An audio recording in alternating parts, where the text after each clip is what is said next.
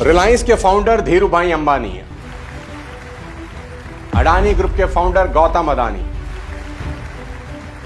Meta के mark Zuckerberg, Apple के Steve jobs, Microsoft के बिल गेट्स, विप्रो के अजीम प्रेम जी। आप जानते हैं इन सब में कॉमन क्या है? तो आप तुरंत कहेंगे सर ये दुनिया के सबसे अमीर और सफल लोगों में से एक हैं। लेकिन एक और कमाल की चीज इन सब में कॉमन है, इन सब ने खुद को एक ट्रैप से टाइम रहते बचा लिया। उस ट्रैप का नाम है एजुकेशन सिस्टम, जिसके अंदर ना अब कोई एजुकेशन बची है और ना ही कोई सिस्टम। स्कूल के बाहर जब जिंदगी इम्तिहान लेती है तो सब्जेक्ट वाइज नहीं लेती। यही दुर्भाग्य है इंडिया में, अमीर की पढ़ाई अलग है, गरीब की पढ़ाई अलग है, उसके बाद दोनों को सेम रेस में दौड़ा रहे हैं। And in the US, there are more than 5 lakh people who don't send their children to school. Ironically, mostly all teachers, because they know how screwed up the system is. Javed Akhtar साहब ने एक बेहद कमाल की बात अभी बोली है कि आप इस देश में किसी भी स्कूल के किसी भी 8-9 साल के बच्चे या बच्ची को कोई सीनरी बनाने को कह दे तो वो बच्चा 3-4 पहाड़, एक पेड़, एक दरिया, एक सूरज और कुछ पक्षी जो उड़ रहे होंगे ऐसी कोई तस्वीर बना दे। बच्चे या बच्ची से स्कूल में जाके कहिए एक सीनरी बना, वो बच्चा बनाएगा पहाड़, निकलता हुआ सूरज, सामने एक एस शेप दरिया, एक पेड़, एक झोपड़ा और हवा में उड़ते हुए पंछी। दोस्तों सबसे ज्यादा क्रिएटिव एज में ही क्रिएटिविटी की धज्जियां उड़ चुकी हैं। आपको नहीं लगता कि हमारे एजुकेशन सिस्टम में वैसे बच्चे निकल रहे हैं जैसे किसी फैक्ट्री की कन्वेयर बेल्ट पर कोल्ड ड्रिंक की बोतलें निकलती हैं, सब एक जैसी, एक ही ढक्कन, एक ही लेबल, एक ही टेस्ट। और विडंबना देखिए, हम 3 इडियट जैसी फिल्में पसंद तो करते हैं जहां आमिर खान सिखा रहे थे कि सक्सेस के पीछे मत भागो, काबिल बनो, सफलता झक मारकर पीछे आएगी। सक्सेस के पीछे मत भागो, एक्सेलेंस का पीछा करो, सक्सेस झक मार के तुम्हारे पीछे आएगी। लेकिन हम अपने बच्चों को आज भी परसेंटेज लाने का प्रेशर दे रहे हैं। अरे कुछ तो सीख अपने भाई से बेअकल। पर नहीं पढ़ रहा है, मुझे फॉर्म नहीं करनी आईआईटी, मेरा जो बने वो ना करूं मैं। असल जिंदगी में आज भी वही वायरस बने हुए हैं जो कहता था लाइफ इज अ रेस, और जो लोग सेकंड आते हैं उन्हें कोई याद ही नहीं रखता। Remember life is a race, अगर तेज नहीं भागोगे तो कोई तुम्हें कुचल के आगे निकल जाए। दोस्तों पिछले 100 सालों में दुनिया बदल गई। जरा स्क्रीन पर देखिए, ये 100 साल पुराना टेलीफोन है और ये है आज का स्मार्टफोन। ये 100 साल पुरानी गाड़ी है और ये है आज की टेस्ला। जमीन और आसमान का फर्क है। लेकिन अब जरा ये देखिए, ये है 100 साल पुराना क्लासरूम और ये है आज का क्लासरूम। वही लकड़ी के बेंच, वही ब्लैक बोर्ड और वही एक इंसान जो सामने खड़े होकर 50 अलग अलग बेहतरीन दिमागों को एक ही डंडे से हाँक रहा है। जो सिस्टम पिछले 100 सालों में खुद को नहीं बदल पाया, वो हमारे आपके बच्चे को इस बदलती दुनिया के लिए क्या खाक तैयार करेगा। बहुत संघर्ष से पढ़ा, ट्यूशन पढ़ा के मैं 2012 से ट्यूशन पढ़ा के अभी तक मैं पढ़ाई किया हूँ और मैं कुछ भी हासिल नहीं कर पाया। अल्बर्ट आइंस्टीन ने चीख चीख कर कहा था हर इंसान जीनियस है। लेकिन अगर आप एक मछली को इस बात पर जज करेंगे कि वो पेड़ पर कितना तेज चढ़ती है तो मछली पूरी जिंदगी खुद को बेवकूफ मानकर ही जीती रहेगी। हमारा एजुकेशन सिस्टम यही कर रहा है। वो मछली को पेड़ पर चढ़ा रहा है, हाथी को उड़ने को कह रहा है और शेर को घास चरने की ट्रेनिंग दे रहा है। आपको 5000 साल पीछे लेकर जाता हूं, महाभारत के कालखंड में। तो वहां पर गुरु द्रोणाचार्य ने सभी पांडवों को उनकी काबिलियत के अनुसार एजुकेशन दी। अर्जुन को तीर कमान की, भीम को गदा की, नकुल सहदेव को तलवार की, युधिष्ठिर को भाला चलाने की। अब जरा सोचिए, अगर द्रोणाचार्य अर्जुन से कहते तू धनुष भी चला और साथ साथ तुझे गदा में भी मास्टरी हासिल करनी है, अगर तू गदा में मास्टरी हासिल नहीं कर पाया तो तू बेवकूफ कहलाएगा। तो क्या अर्जुन कभी दुनिया का सर्वश्रेष्ठ धनुर्धर बन पाते? कभी नहीं। अगर वो भीम से कहते कि तेरा भाई कितना अच्छा धनुष चलाता है अर्जुन, तू तो धनुष चलाना ही नहीं आता, सारा दिन गदा उठाकर घूमता रहता है, तो क्या भीम की काबिलियत का सही उपयोग हो पाता? कभी नहीं। दोस्त, हमारे पूर्वज जानते थे कि हर इंसान अलग अलग है।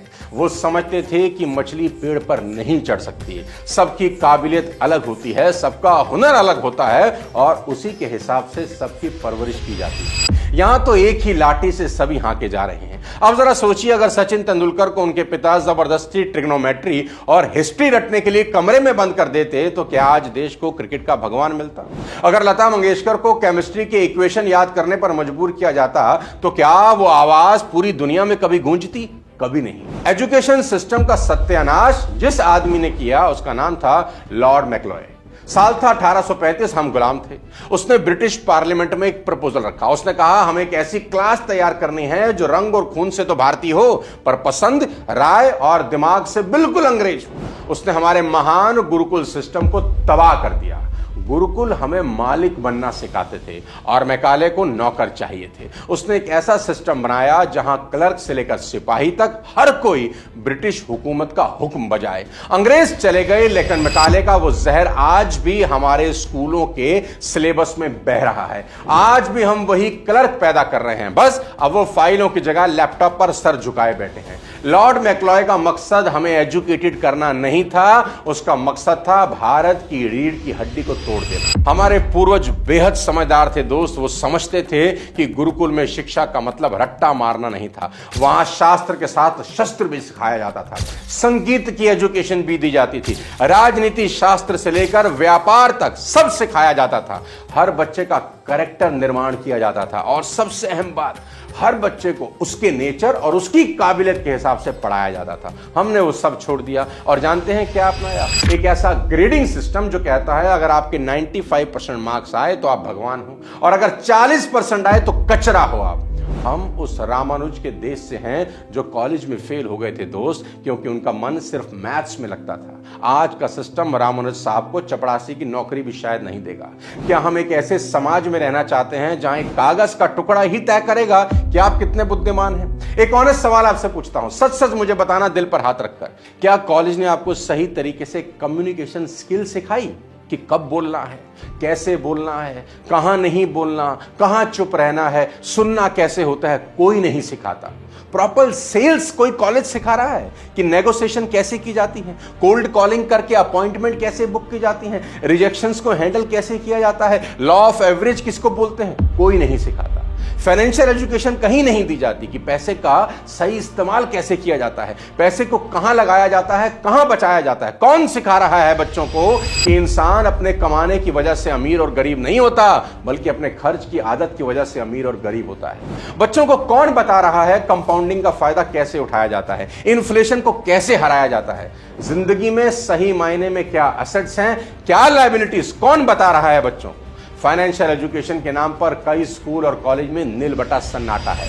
और टीम बिल्डिंग की क्या इंपॉर्टेंस है, टीमें काम कैसे करती हैं, टीमें बनाते कैसे हैं, कोई नहीं सिखा रहा। आप हैरान होंगे जानकर कि किसी भी कॉर्पोरेट कंपनी में रिक्रूटमेंट के बाद यही सभी स्किल चाहिए होती हैं जो प्रैक्टिकल हों। मैं खुद कई बड़ी बड़ी कंपनीज को ट्रेन करता हूं। वहां एचआर के लोग जब फ्रेश हायरिंग करते हैं ना तो 100 रेज्यूमे में से 10 को बुलाते हैं। उन कैंडिडेट्स में देखते हैं कम्युनिकेशन स्किल कैसी है, कैंडिडेट अपनी बात ठीक से रख पा रहे हैं या नहीं, उसका लाइफ को लेकर एटीट्यूड कैसा है, सीखने की भूख है या नहीं, मेहनत करना चाहता है या पहले ही दिन बॉस बनना है उसको। एचआर के मेरे दोस्त मुझे कहते हैं कि Sonu sir maximum candidate employable ही नहीं है, और ये बात सच है। इंडियन स्किल रिपोर्ट 2024 पर नजर डालें तो हमारे देश के 50% से ज्यादा ग्रेजुएट नौकरी पाने के लायक ही नहीं है। डिग्री हाथ में है, आंखों में सपने हैं, मां बाप का सीना गर्व से चौड़ा है, लेकिन हकीकत क्या है? हकीकत यह है कि वो बच्चा जब इंटरव्यू देने जाता है तो रिजेक्शन मिलती है। क्यों? क्योंकि कई कॉलेज या सिलेबस आज भी पत्थरों के जमाने के हो गए हैं, जबकि दुनिया एआई और रॉकेट की रफ्तार से चल रही है। जानते हैं जर्मनी में सिस्टम क्या है? उसको बोलते हैं डुअल एजुकेशन। बच्चा स्कूल में पढ़ता है, साथ में कंपनी में काम भी करता है। रिजल्ट, वहां यूथ अनएम्प्लॉयमेंट 5% से भी कम है। और हम बच्चे को 22 साल की उम्र तक बुक्स में बंद रखते हैं, फिर बाहर निकालते हैं और कहते हैं जा दुनिया जीत। वो बच्चा बाहर जाता है और पाता है कि दुनिया तो कब की बदल गई, उसे किसी ने बताया ही नहीं। 90% मार्क्स लाने वाला स्टूडेंट और 60% मार्क्स लाने वाला स्टूडेंट दोनों बेरोजगार। फर्क सिर्फ इतना है कि 90% वाले को थोड़ा ज्यादा समय लगा ये समझने में कि वो भी बेरोजगार है। भारत में हर साल 14,000 से ज्यादा बच्चे सुसाइड कर रहे हैं। 14,000 यानी करीब 40 मासूम जिंदगियां रोज हमारे हाथ से निकल जा रही हैं, और यह आंकड़ा 35% के रेट से हर साल बढ़ रहा है। कुछ तो कहीं बड़ा गलत हो रहा है जिस पर वॉर लेवल पर काम करने की जरूरत है। मुझे तो लगता है कि हम बच्चों को जिंदगी जीना ही नहीं सिखा रहे, हम उन्हें एक ऐसी रेस में दौड़ा रहे हैं जिसकी कोई फिनिशिंग लाइन ही नहीं है। क्या करेगा तू? आपको कैसे पता? अगर आईआईटी नहीं करेगा तो कामयाब नहीं होगा। कभी उससे पूछा उसका क्या मन है करने का, कभी मुझसे पूछा था मेरे रूममेट।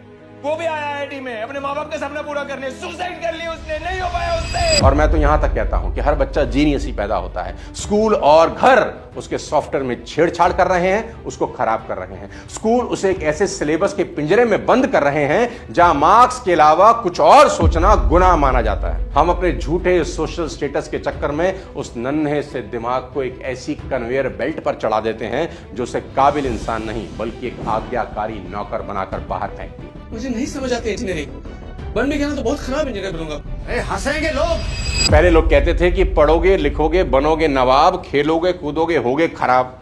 लेकिन जरा सच बताइए, कौन सा नवाब? वो नवाब जो 20 साल तक स्कूल और कॉलेज में घिसाई करने के बाद हाथ में डिग्री लेकर 15,000 की नौकरी के लिए दर दर भटक रहा है? या वो नवाब जो बीटेक की डिग्री लेकर रेलवे स्टेशन पर चपरासी की नौकरी की लाइन में खड़ा है? मैं मजाक नहीं कर रहा। कुछ साल पहले एसएससी एमटीएस की भर्ती निकली। पोस्ट थी चपरासी और सफाई कर्मचारी। वैकेंसी थी लगभग 11,000। जानते हैं फॉर्म कितने भरे गए? सोचिए, 55 लाख। एसएससी की एमटीएस भर्ती के लिए 50 लाख से ज्यादा अभ्यर्थियों ने आवेदन किया है। और दुख की बात यह नहीं है कि भीड़ ज्यादा थी, दुख की बात यह है कि उस लाइन में बीटेक, एमटेक और एमबीए वाले अपनी डिग्रियां लेकर खड़े थे। सोचिए, हम तरक्की की बातें करते हैं लेकिन हकीकत क्या है? हम सिर्फ डिग्रियां छाप रहे हैं जहां इनोवेशन और क्रिएटिविटी के लिए कोई जगह नहीं है। लेकिन इस बीमारी का इलाज केवल व्यवस्था को कोसने से होगा नहीं मेरे दोस्त, बल्कि अपनी सोच बदलने से होगा। हमें डिग्री फर्स्ट माइंडसेट को बदलकर स्किल फर्स्ट अप्रोच अपनानी ही होगी। वीडियो के इस पार्ट को बहुत ध्यान से सुनिएगा। मेरे कुछ सजेशंस हैं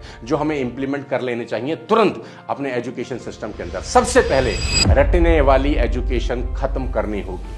आज भी ज्यादातर स्कूल कॉलेज में याद करने पर जोर है, समझने पर नहीं। किताब में यही डेफिनेशन है और अगर आपको पास होना हो तो आप यही लिखेंगे। कंसेप्ट बेस्ड लर्निंग होनी चाहिए। क्लासरूम में प्रैक्टिकल और रियल लाइफ एग्जांपल्स दिए जाने चाहिए। प्रॉब्लम सॉल्विंग स्किल्स पर फोकस होना चाहिए। आज की एजुकेशन का ऑब्जेक्टिव मेमोरी टेस्ट नहीं बल्कि माइंड डेवलपमेंट होना चाहिए। आज सिस्टम ओबीडिएंट स्टूडेंट बना रहा है जबकि दुनिया को क्रिएटिव थिंकर चाहिए। दूसरी बात, फाइनेंशियल एजुकेशन। स्कूल से निकले हर एक बच्चे को यह बात पता होना चाहिए कि किसको खर्च कहते हैं और किसको इन्वेस्टमेंट। उसे यह पता होना चाहिए कि फोन कभी ईएमआई पर नहीं लेने। उसे यह पता होना चाहिए कि उस चीज के लिए लोन लेने से पहले 100 बार सोचना है जिसकी वैल्यू समय के साथ घटती है। उसे यह पता होना चाहिए कि हॉलीडे के लिए भूल कर भी कभी जिंदगी में लोन लेना नहीं। उसे यह पता होना चाहिए कि सेविंग और इन्वेस्टमेंट जितनी जल्दी हो सके शुरू करनी चाहिए। हमें उसे यह बताना ही होगा कि फिजूल का पैसा खर्च करने से पहले 100 बार नहीं 1000 बार सोचना है तुझे। उसको यह पता होना चाहिए कि जिस पैसे को वो आंख बंद करके उड़ा रहा है उसी पैसे को कमाने के लिए बाप के चेहरे पर झुर्रियां आ गई हैं। और मुझे लगता है कि स्कूल से अच्छी जगह नहीं है ये सब बताने के लिए। मेरा यह मानना है कि जब हमारा बच्चा स्कूल से निकले तो फाइनेंशियली एजुकेटेड हो चुका हो। उसको खर्चों और कमाई की फंडामेंटल एबीसीडी जरूर आ जानी चाहिए। इस उम्र की लर्निंग जिंदगी भर याद रहती है दोस्त, और ये बिल्कुल सही उम्र है ये सब सीखने के लिए। तीसरी सबसे इंपॉर्टेंट बात, स्किल बेस्ड एजुकेशन कंपलसरी कर देनी चाहिए, क्योंकि भारत में डिग्री होल्डर तो बहुत हैं लेकिन स्किल होल्डर ना के बराबर हैं। स्कूल लेवल से ही अब coding, AI, digital marketing, finance जैसी स्किल मैंडेटरी सिखाना शुरू कर देना चाहिए, क्योंकि आने वाला टाइम स्किल इकोनॉमी का है मेरे दोस्त। और बच्चों को स्कूल से ही एंटरप्रेन्योरशिप सिखाना होगा। हम बच्चे को नौकरी के लिए तैयार करते हैं लेकिन जॉब क्रिएटर बनाने की सोच नहीं रखते। Business simulation project school level पर चलने चाहिए। बच्चों को कैलकुलेटेड रिस्क लेना सिखाना चाहिए ताकि उनके मन से डर निकल जाए। मेरी चौथी सीख, टीचर ट्रेनिंग। इसको रेगुलर करने की बहुत जरूरत है। किसी भी एजुकेशन सिस्टम का बैकबोन ही टीचर है, वो भी बिल्कुल अपडेट होने चाहिए। लेकिन कई जगह टीचर्स आउटडेटेड मेथड से ही पढ़ा रहे हैं।